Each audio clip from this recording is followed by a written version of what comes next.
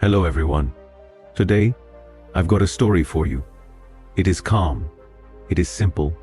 It is about a young shoemaker who learns to use his mind, not just his hands. By the end of this story, you will see how using your mind sharply and wisely can change your life. So sit back, breathe slowly, let the soft music begin in your head, and listen. There was a small town near a river and a line of tall poplar trees. In this town lived Jack, a young shoemaker. He had quick hands, bright eyes, and a small shop that smelled like leather and soap. Jack was famous for speed. He could cut, stitch, and polish a shoe before the tea kettle could whistle twice. But speed was also his weakness. Jack liked shortcuts. He guessed sizes without measuring. He rushed through patterns. He believed that strong hands and fast fingers were enough. One cool morning, an old farmer walked into the shop with a tired smile. "Good day, son," the farmer said. "My feet hurt. Can you make me shoes that fit?" "Of course," Jack said. He looked at the farmer's feet, guessed the size, and started right away. He did not measure. He did not test the fit. The shoes looked beautiful when they were done, shiny, neat, and bright like fresh chestnuts. The farmer tried them on. He took 2 steps. He winced. "They pinch," he said. "They are too tight." Jack felt heat in his cheeks. "I can fix them later," he said quickly. He took the shoes back, stretched them, and gave them again. The farmer tried them once more. Now they were loose. "They slide off," he said softly. "I cannot walk in these." The old man left with his old sandals, and Jack watched the door close. It felt like the door closed on his pride. That evening, Jack sat with his grandmother on the small steps outside their home. She was wise and gentle. She had silver hair and warm hands. "Grandmother," Jack said, "I work hard, but today I failed." She looked at him with kind eyes.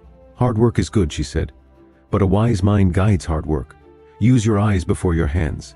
Use your plan before your speed." Jack nodded, but he still felt heavy inside. The next day, the town buzzed with news. The annual spring market would be held in 1 week. The mayor announced a friendly challenge. "Make something useful and well-made," he said in the square. "The best work will win a blue ribbon and a small prize. We want the town to see careful craft, not just quick hands."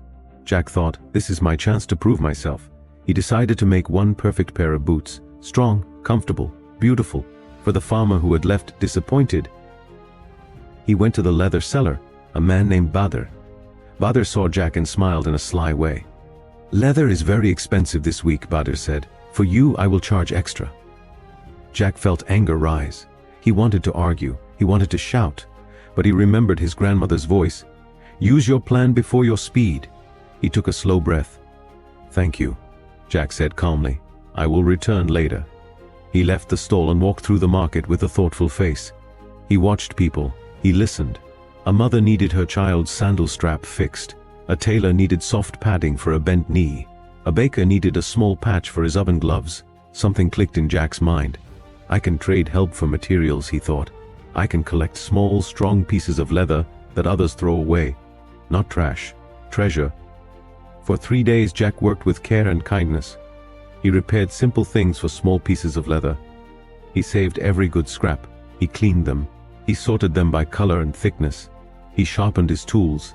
He made patterns from thick paper first, not leather, so he could test and adjust. On the 4th day, the old farmer came to the shop again, carrying his sandals. "Do you still have time for an old man?" he asked. Jack stood up with respect. "Sir, I would like to make you a pair of boots for the spring market. But first, may I learn your feet?" The farmer laughed. "Learn my feet? What does that mean?" "It means measure. Listen, understand," Jack said with a smile. He brought out a clean cloth tape. He measured the farmer's feet in length and width. He asked how the farmer walked on his fields. He asked where it hurt. He pressed gently here and there and watched the farmer's face. He drew outlines on paper. He wrote notes like a careful student. "You listen well," the farmer said kindly. "Today I must," Jack replied. That night, Jack cut the leather scraps into neat shapes. He made the top from soft brown pieces and the sides from stronger black ones. He placed the pieces like a puzzle, each one chosen for a reason. He called this his smart weave. On the inside, he added a thin cushion where the farmer's foot was tender. He stitched slowly, counting breaths. 1 stitch, one breath, one thought. While he worked, a storm began outside. Rain hit the windows, the river rose. The sound was loud and wild. Jack's heart started to race. If the river floods, the market may be cancelled, he worried. His hands wanted to hurry. His old habit whispered, fast, fast, fast. He put down his needle, he closed his eyes. He remembered his grandmother's voice. Use your plan before your speed. He whispered to himself, slow is strong, clear is kind. Then he picked up the needle again and stitched with calm focus. In the middle of the night, the door burst open. It was Butter, the leather seller, wet from the storm. He looked around with sharp eyes. I heard you are making boots from scraps, he said. No one will respect that. You should buy my new leather. Take a loan. Pay me double after the market. Jack stood tall. Thank you for the offer, but I choose a wiser path. I do not need debt. I need good work, Butter sneered. You will fail, he said, and left. Jack felt a small shake in his stomach, but he kept working, stitch after stitch, breath after breath. Before dawn, the boots were ready. They were simple, but they shone with care. The seams were even. The inside was soft. The soles were strong. Jack touched them and smiled, not with pride alone, but with peace. Morning came. The storm had passed. The river was calm again. The spring market opened with music and the smell of sweet bread. People gathered around tables full of crafts. Jack placed the boots on a clean cloth. The old farmer arrived, curious and hopeful. Please try them, Jack said. The farmer slipped his feet inside. He stood up. He took a step, then another. Then he walked in a circle. He looked up with bright eyes. They feel like home, he said softly. His voice shook a little.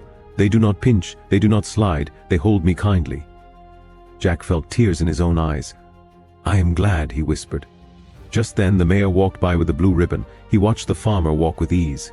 He looked at the boots closely. He touched the seams, the sole, and the inner cushion.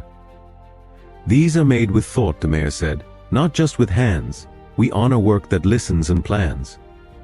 He turned to the crowd. The blue ribbon goes to Jack, the shoemaker who used his mind wisely. The people clapped.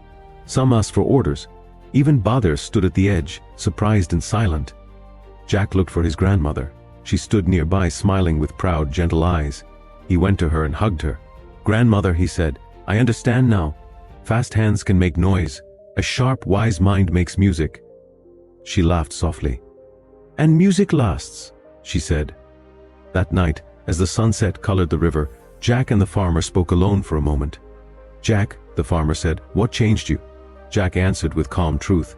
A mistake taught me to slow down. Your pain taught me to listen. My grandmother taught me to think first. I learned that a wise plan is stronger than quick pride. The farmer nodded. That is a good lesson.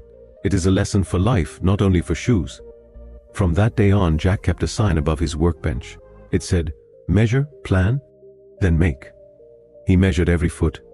He asked kind questions. He made patterns on paper first. He took time to breathe. His shop grew busy, but he did not rush. He trained 2 helpers and taught them the same rule. When children passed by, he would show them the blue ribbon and say with a smile, this was not won by speed. It was won by a clear mind and a caring heart. Dear listeners, thank you for staying with me. Today, we saw that true success comes when we use our minds sharply and wisely. Think before you act. Measure before you cut. Listen before you speak. When life feels busy and loud, pause and plan. So if you ever feel angry, rushed, or afraid, remember this story of the clever shoemaker. Let it guide your steps. Walk with a calm heart and a clear head.